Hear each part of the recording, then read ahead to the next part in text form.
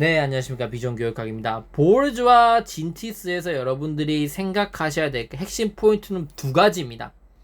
경제적 재생산 이론에 따라서 불평등이 재생산되는 거. 불평등이 재생산된다는 거는 계층 이동이 안 되고 상층은 더 상층이 돼가고 하층은 하층이 돼갈 수밖에 없도록 만드는데 그 기회 자체가 불공정하게 이루어진 게 바로 불평등하다고 볼 수 있는 거겠죠. 그런데 보르주아 진티스는 이러한 관점에 따라서 이야기를 할 때 두 가지를 언급하고 있다는 점이죠. 두 가지.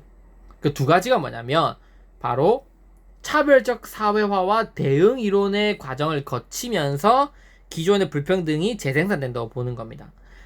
보르주아 진지스는 학교가 보편적 가치를 가르치는 것도 이게 아니라는 거예요. 첫 번째, 이게 핵심이에요. 보편적 가치를 가르치는 게 아니다. 두 번째, 인재를 공정하게 선별하여 사회에 적절하게 배치하는 것도 아니라고 비판을 한다. 보편적인 가치를 가르치는 게 아니라 자본주의 사회 질서에 잘 녹아들 수 있는 가치를 가르친다. 대응 이론인 거죠. 두 번째, 인재를 공정하게 선발하는 것처럼 보이지만 전혀 아니다. 능력주의의 허구를 얘기하는 거죠. 바로 차별적 사회화를 주장하는 겁니다. 이렇게 차별적 사회화와 대응 이론을 통해서 불평등이 재생산됩니다. 즉 학교를 통해서 자본주의 생산 양식에 적합한 태도와 가치관이 강화되고 기존의 불평등한 계층 구조는 정당화되고 지속된다고 설명했으며 이를 차별적 사회화와 대응 이론으로 설명을 해내고 있습니다. 그래서 보르주아 진티스가 나온다면 이거 오타입니다. 죄송합니다. 경제적 재생산 이론이죠. 나온다면 차별적 사회화를 물어볼 수도 있고 대응 이론을 물어볼 수도 있어요. 그래서 이 두 가지를 구별해서 여러분들이 준비를 해 놓으셔야 된다는 겁니다. 저는 첫 번째, 능력주의 교육관의 허구인 차별적 사회화에 대해서 저는 먼저 설명을 한번 드려보도록 하겠습니다. 학교에서는 취업반과 진학반으로 나누어서 가르치는 것, 혹은 인문계와 실업계로 나누어서 교육 선발하는 것은 이때 교육 선발을 할 텐데, 그러니까 학교에서 취업반, 진학반, 혹은 인문계, 실업계로 나누어서 하는 이 교육 선발은 공정성을 유지하기 위해서 성적, 적성 등 개인의 능력을 기준으로 삼습니다. 여러분도 아시겠지만 부산이라고 하는 지역은 평준화 지역이죠. 평준화 지역에서 모든 학생들이 인문계를 갈 수는 없습니다. 중학교 때 내신 성적이 시대에 따라 다르겠지만 예를 들면 70% 이상 되는 학생들만 인문계에 갈 수 있고 70%에서 100% 되는 아이들은 인문계를 가고 싶어도 못 갑니다. 즉 중학교 내신 성적에 따라서 인문계를 갈 수 있냐 실업계를 갈 수 있냐로 나누어지는 거죠. 그래서 어떻게 보면 공평해 보인다고 생각할 수도 있어요. 왜? 성적에 따라서 나누는 거니까. 여러분들이 그렇게 생각할 수 있어요. 혹은 적성에 따라서 나누는 거니까. 하지만 개인의 능력을 기준으로 삼는데 이렇게 뚜렷이 다른 종류의 교육에 접근할 수 있는 기회가 공정하지 않는 거예요. 개인적 능력에 영향을 미치는 가장 큰 요소가 가정 배경인데 이거를 능력에 따른 것이라고 은연중에 정당화하고 있다는 겁니다. 즉 너네가 성적을 못 받았지 그래서 너는 인문계 가고 싶어도 못 가. 넌 실업계 갈 수밖에 없어. 이거는 이게 잘못된 게 아니라 너가 그렇게 노력을 안 했기 때문이야 라고 얘기하지만 그 내면에는 개인적 능력에 영향을 미치는 건 가장 큰 영향력이 바로 가정 배경이라는 겁니다.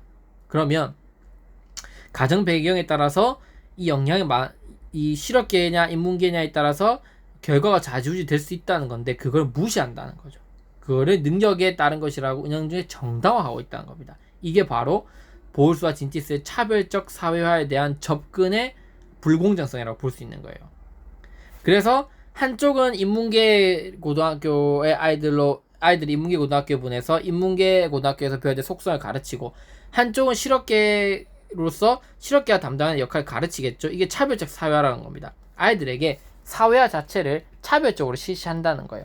그런데 중요한 거는 그 차별적 사회화를 담당하는 선발하는 기준 자체가 불공정하다는 게 첫 번째 핵심 포인트고, 두 번째로 이 학교에서 인문계에서 실업계에서 담당하고 있는 이 교육 자체도 좀 비합리적이고 불공정한 교육이 일어나고 있다는 거예요. 왜냐면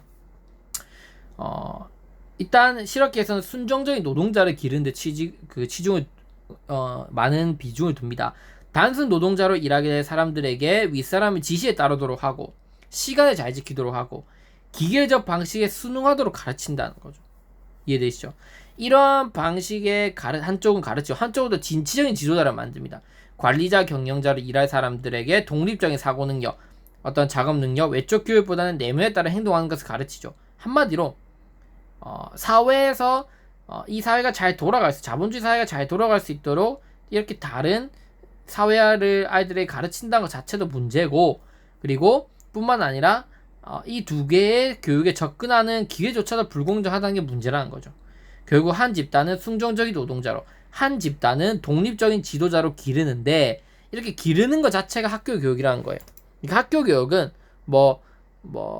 이제 가치 있는 문화 요소를 전달하고, 예를 들면 어떤 사회학 기능을 담당하고, 공평한 기회가 있는 게 아니라 단순히 그 사회가 잘 도달하기 위한 노동자 혹은 지도자, 이런 것들을 기르는 데 역할을 하는 수단으로 사용될 뿐이라는 거죠. 그리고 이렇게 차별적 사회화가 이루어지는데 접근할 수 있는 기회 자체도 불공평한 것이다. 능력주의 허구를 주장하면서 학교 교육 제도는 불공정, 즉 불평등을 재생산해낸다고 보는 게 바로 차별적 사회화라고 볼 수 있습니다. 그 다음은 보르스와 진티스의 경제적 재생산 이론, 불평등 재생산 이론 중 대응 이론에 대해서 한번 살펴보도록 하겠습니다. 네, 다음 강의도 시청해주시면 감사하겠습니다.